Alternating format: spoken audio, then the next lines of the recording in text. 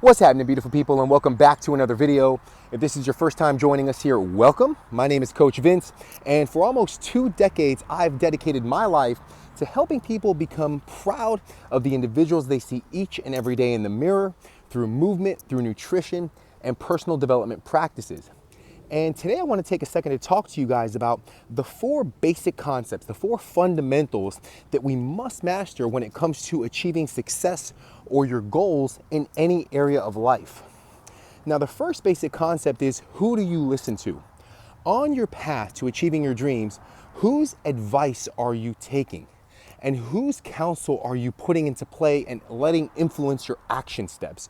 Whose footsteps are you following? There's so much information out there these days. There's so many people claiming they have the golden ticket to success or the proven path. How do you discern from those who are just selling hot air to those who are truly credible and substantial? And the short answer to that question is, you listen to people who have the physical evidence to prove that what they're saying and what they're teaching is true. You listen to people who have been where you are and who have achieved the level of success that you strive to achieve. If you, for example, want to become a Michelin star chef, but you're following in the footsteps of a short order cook, you're never going to become a Michelin star chef. Now, there's nothing wrong with the guy frying eggs at Denny's, but it's just a different process. It's a different mindset. It's a different set of circumstances and sacrifices than that of someone who is striving to become a Michelin star chef. You need to surround yourself with people that have been there, that have done it and understand the process and have become the type of person that you want to become. Now, that doesn't even necessarily mean that you need to develop a physical relationship with these people right off the bat. There's more than one way to find a mentor. There's autobiographies and biographies. You can learn from audio and video recordings. You can become part of virtual masterminds or develop a virtual relationship with somebody.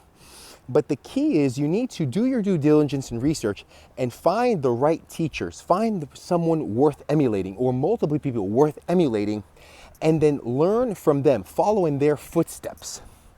That leads me to number 2. Once you have found your mentor or mentors, what is your teachability index? There's a great phrase that says, if you ain't growing, you're going. If your consciousness is not constantly expanding, it is slowly dying. And that's one of the downfalls of the youngsters when they come out of college, is they feel like they know it all and they don't have to learn anymore. They're just going to go out into the world and do their thing. And the reality is that mindset will keep you within a certain spectrum of success for 40, 50, 60 years, and then you just croak.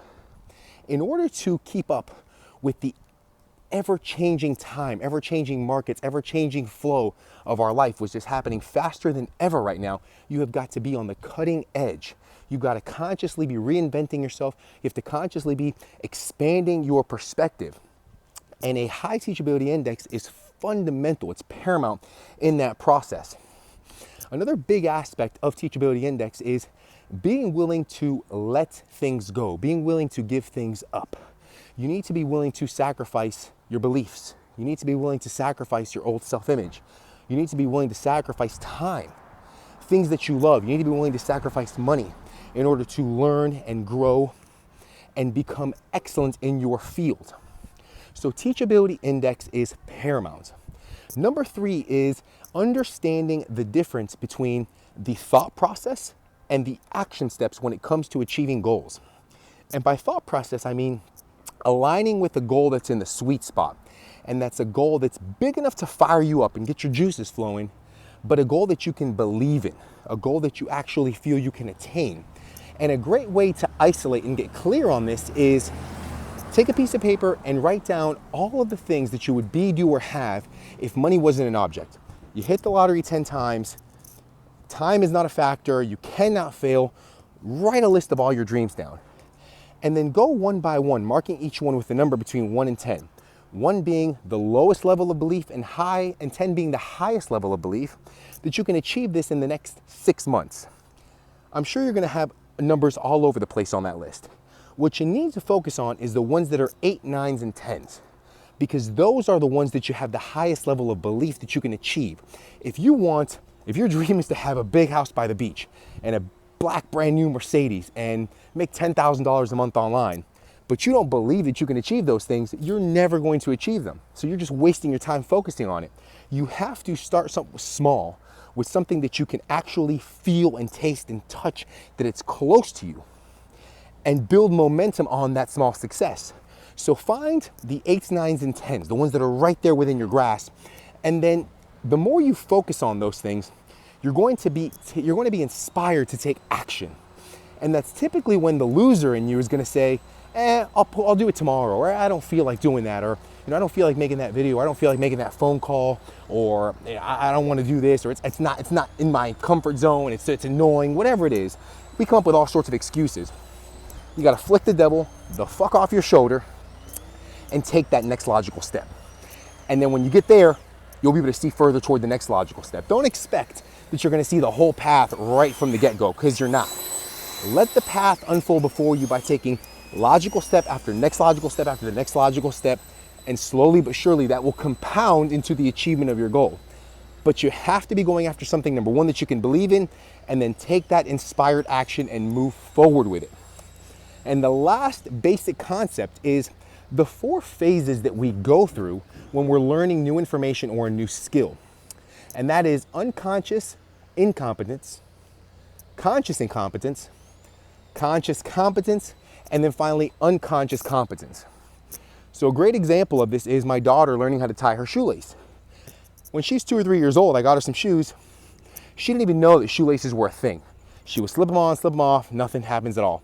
From there, I got her shoes with shoelaces, and occasionally they would come undone. So she would know, oh, there's these things that are hanging from my shoes that if I don't tie, or if they're hanging, they're all over the place, and I could potentially fall and bust my face, trip over them and bust my face. So now she was consciously incompetent in tying the shoelace. After some time, I began to practice with her. You cross this one under that one, you loop it around, you pull it through, and voila, there's your shoelace. So now she became consciously competent in tying the shoelace. After some practice, after some time, after some consistency, she was able to tie the shoelace while having a conversation with me. Now she was just unconsciously competent at tying the shoelace. It became automatic. So the same simple procedure, the same simple phases can be applied to learning anything in life. We all start off somewhere, which we don't know that we don't know. Then we become aware that we don't know. From there, we become aware that, hey, I know I'm learning, and then it's just automatic. It's part of the knowledge bank. So there you have it, 4 basic concepts. Who do you listen to? First and foremost, maintaining a high teachability index is number 2. Understanding the difference between the thought process, the beliefs, and then the action steps, inspired action steps toward achieving your goals, and then understanding the 4 phases of learning or acquiring a new skill. Let me know what you guys think in the comments. These concepts have made a profound impact on my life, and I certainly hope that this video has a profound impact on yours, on your path to success. So let me know in the comments what you guys think. If you want to dive into these concepts specifically to get a little more deep or a little more in-depth knowledge onto them, and I'll see you guys in the very next video.